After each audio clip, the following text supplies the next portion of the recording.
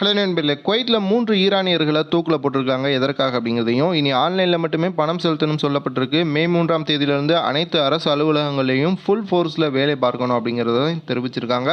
போலியான Kuwait websites நிறையா இருக்குது. பணத்தை நீங்கள் ஆன்லைனில் செலுத்தும் போது ரொம்ப ரொம்ப கவனமாக இருங்க, பணம் பறிபோயிடும். குவைத் ஏர்வேஸ் 15ஆம் தேதி வரைக்கும் டிக்கெட் போட்டுக்கலாம். அதற்கு மேலே போடணும் அப்படின்னா கொஞ்சம் யோசிங்க. இந்த வீடியோ முழுவதுமாக பாருங்கள், என்னென்னு சொல்கிறேன். விசிட் விசா, எக்ஸிட் விசாவில் தாராளமாக வரலாம், போகலாம். அதே போல் நியூ விசாவில் இருக்கிறவங்க மெடிக்கல் போட்டிருந்தீங்க உடனடியாக வந்துருங்க, இல்லைனா மெடிக்கல் மறுபடியும் போடுற மாதிரி இருக்கும். நிறைய முக்கியமான தகவல்கள் இருக்குது, வீடியோ முழுவதுமாக பாருங்கள். முதல்ல ஒரு மகிழ்ச்சியான செய்தியை பார்த்துருவோம். குவைத்தில் தற்பொழுது ஜசீரா ஏர்வேஸ் மற்றும் குவைத் ஏர்வேஸ் இந்த 2 விமான நிறுவனங்கள் மட்டும் செயல்பாட்டில் இருக்குது. மேலும் பல நிறுவனங்கள் தற்பொழுது செயல்பாட்டுக்கு வருவதற்கு முயற்சிகளை மேற்கொண்டுகிட்டு இருக்காங்க. விரைவிலேயே அது சம்பந்தமான அப்டேட்ஸ் வெளியாகும் அப்படின்ட்டு சொல்லப்பட்டிருக்கு. அதே போல் குவைத்தில் இருந்து விசிட் விசாவில் இருக்கிறவங்க எக்ஸிட்டில் போகக்கூடியவங்க இப்போ எப்படி போகிறது அப்படின்னு கேட்குறீங்க. நார்மலாக நீங்கள் இதற்கு முன்பு எப்படி நீங்கள் எக்ஸிட்டில் போனீங்களோ அதே மாதிரி தாராளமாக போய்க்கலாம். அதே போல் நியூ விசாவில் குவைத்தில் இருந்து விசா யாருக்காவது குவைத்தில் இருந்து இஷ்யூ பண்ணப்பட்டு அவங்க மெடிக்கல்லாம் போட்டிருந்தீங்க அப்படின்னா அந்த மெடிக்கல் முடிகிறதுக்கு முன்பாக நீங்கள் கண்டிப்பாக குவைத்திற்குள்ளே வந்துடணும். அப்படி வராத பட்சத்தில் மீண்டும் நீங்கள் மெடிக்கல் போடுற மாதிரியான சூழல் ஏற்படும். ஸோ முடிந்த வரைக்கும் குவைத்திற்கு வர நினைக்கிறவங்க உடனடியாக இப்போ இருக்கக்கூடிய சூழலை பயன்படுத்தி வந்துடுங்க. அதே போல் இப்போ எதுவும் பிரச்சனை இருக்கா அப்படின்ட்டும் கேட்குறீங்க. ஈரான் அதே போல் அமெரிக்கா இந்த 2 நாடுகளுமே இந்த பேச்சுவார்த்தை, அதாவது தற்காலிக போர் நிறுத்தத்தை முழுவதுமாகவே போர் நிறுத்தம் மாதிரி தான் தற்பொழுது செயல்பட்டுக்கிட்டு இருக்காங்க. இனிமேல் அமீரகம் அதே போல் குவைத்து, சவுதி அரேபியா இந்த மாதிரி வளைகுடா நாடுகளை ஈரான் அடிப்பதற்கு வாய்ப்பே கிடையாது.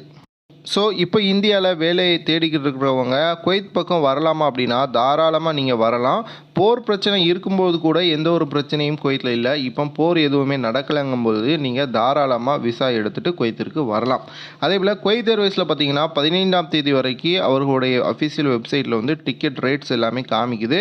அதற்கு பிறகு இன்னும் ஷெட்யூல் சரியாக போடலை. ஸோ முடிந்த வரைக்கும் 15ஆம் தேதி வரைக்கும் குவைத் ஏர்வேஸில் நேரடியாக விமான டிக்கெட் எடுக்கிறவங்க எடுங்க. அதற்கு மேலே எடுக்கணும்னா கண்டிப்பாக ஒரு ட்ராவல்ஸ் ஏஜென்சியை கான்டாக்ட் பண்ணுங்கள், இல்லைனா உங்களுடைய டிக்கெட் பறிபோவதற்கு வாய்ப்பு இருக்குது.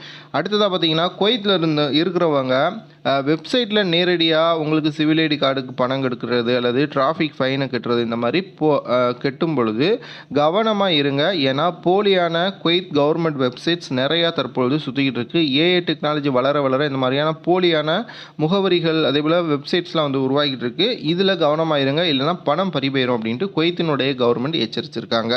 அடுத்ததாக இந்த போர் சூழல் சுமூகமாக ஆனதுனால மே 3ஆம் தேதியிலிருந்து அனைத்து அரசு அலுவலகங்கள்லையும் ஊழியர்கள் நேரடியாக வேலைக்கு வரணும். ஒர்க் ஃப்ரம் ஹோம் அப்படிங்கிறது கிடையாது அப்படின்ட்டு ஸ்ட்ரிக்டாக சொல்லியிருக்காங்க.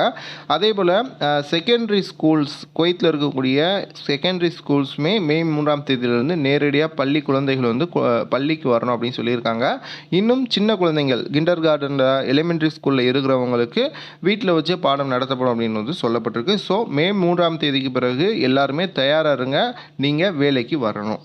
அடுத்ததாக ரொம்ப ரொம்ப முக்கியமான செய்தி, குவைத்தில் 3 ஈரானியர்களை தூக்கில் போட்டிருக்காங்க குவைத் கவர்மெண்ட். இவங்க செஞ்ச தப்பு என்ன அப்படின்னு பார்த்தீங்கன்னா போதைப் பொருள் கடத்தல். குவைத்தில் ஈரானிலிருந்து மிகப்பெரிய அளவில் போதைப் பொருள் கடத்தல் பண்ணிக்கிட்டு இருந்தாங்க இந்த போருக்கு முன்பாக.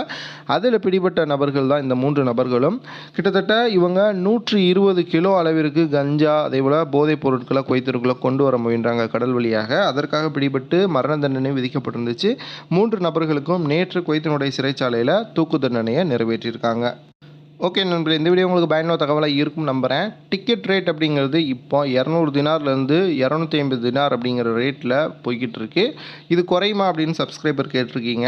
கண்டிப்பாக கூடுதலாக 1-2 விமான சேவைகள் தொடங்கும் பொழுது அல்லது குவைத்தினுடைய டெர்மினல் 1 விமான சேவையை துவங்கும் பொழுது கண்டிப்பாக டிக்கெட் ரேட் அப்படிங்கிறது குறையும். ஸோ வெயிட் பண்ணுங்கள். வீடியோ பார்க்குறவங்க இந்த சேனலை சப்ஸ்கிரைப் பண்ணிட்டு பாருங்கள், மறக்காமல் லைக் பண்ணுங்கள்.